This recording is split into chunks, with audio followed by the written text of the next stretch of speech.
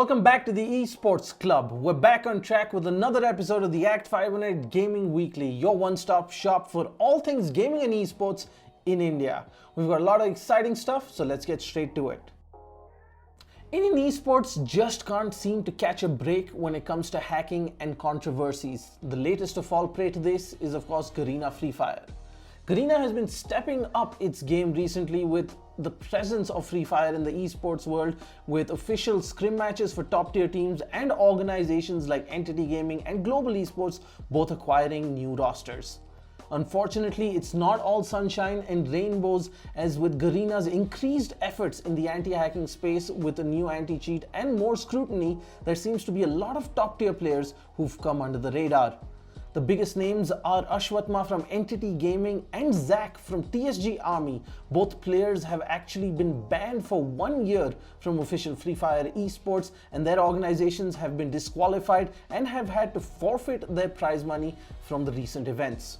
Entity Gaming has issued a statement condemning the actions of their substitute and reaffirming their commitment to fair play and trying to make a name in Free Fire esports with their roster. Just days after the first incident, Global Esports came out and issued a statement regarding the recent acquisition of their Free Fire squad, Bandra 50. After accusations of hacking from the community and conferring with Garena officials, it was found that 4 members of the Bandra 50 squad were actually using modified APKs for Free Fire. Moving forward, Global Esports will be working closely with Garena and esports officials to hold scrims across various tiers of Free Fire in the country before eventually opening up for tryouts for a replacement roster. Moving on to a slightly brighter note, Valorant finally seems to be coming out of beta despite never really relaxing its regional restrictions during this early phase. But now that we have a launch announcement, we know why. Valorant will be launching in most of the world on the 2nd of June, with countries like Vietnam, India, and the Middle East all exempt from this early phase. That announcement, however, was thankfully amended, including Middle East and India in the launch phase, however stating that these countries will be playing off the Southeast Asian server, with more news regarding these regions to follow. The rumor has it that India might finally be getting its own server for the first time, but I wouldn't hold my breath. Jeff Keighley also revealed that not only will Valorant be launching on the 2nd of June and be free across the world, but we will also be getting a brand new agent, game mode and map on launch. Fortnite was in the headlines once again, and this time for the debut of Christopher Nolan's latest trailer for his upcoming blockbuster Tenet.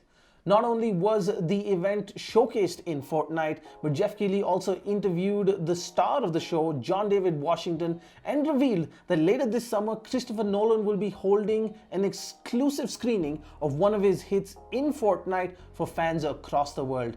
Now, if that's not a testament to the global success and scale of Fortnite, then I don't know what is. Let's start off with the segment that has become a staple, an Epic Games free game of the week. This time, it is one of the best strategy games on the market, that is Civilization 6. Take control of multiple civilizations, all with their unique abilities and leaders, for an epic turn-based strategy experience. Not only is the game free to play, but they also just announced a brand new season pass, the New Frontiers Pass, that will bring 6 pieces of DLC over the next few months, starting with 2 new countries and their leaders, with Maya and Grand Colombia already in the game. Our next game is one of the craziest over-the-top adventures you can actually have in any video game world. I'm of course talking about Saints Row the Third Remastered. Jump back into Steelport with remastered visuals and 30 pieces of DLC and all 3 expansions from the original launch included in your purchase.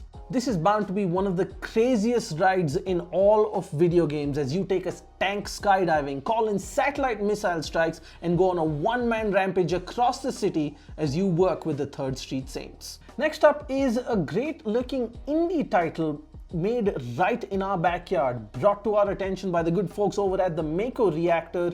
Miner's Mettle is an artillery-based strategy game that is definitely looking quite interesting. Developed by indie studio Singular Scheme from Mumbai, the game is inspired by the classic artillery warfare game Scorched Earth and of course the Battleship board game that we all know. Your job is to control a fully customizable fleet of artillery ships as you move supplies across the map while also trying to disrupt the supply chain of your enemies. The game is in early access on Steam right now and is expecting a lot of support post-launch with a single player campaign with up to 8 to 10 hours of gameplay in the works. It's only for 300 rupees and definitely worth a try and definitely a great way to support indie developers from India. Call of Duty Warzone just had a massive update this past week and it's something that fans have been looking forward to. The vaults littered across the map are finally accessible through special keycards. Once you get into the vault, you're rewarded with a lot of loot and weapons. Now these 10 vaults are across the boundaries of the map, but there's an 11th special vault as well. To get into this vault, you have to crack the code of some special Russian phones spread across the map.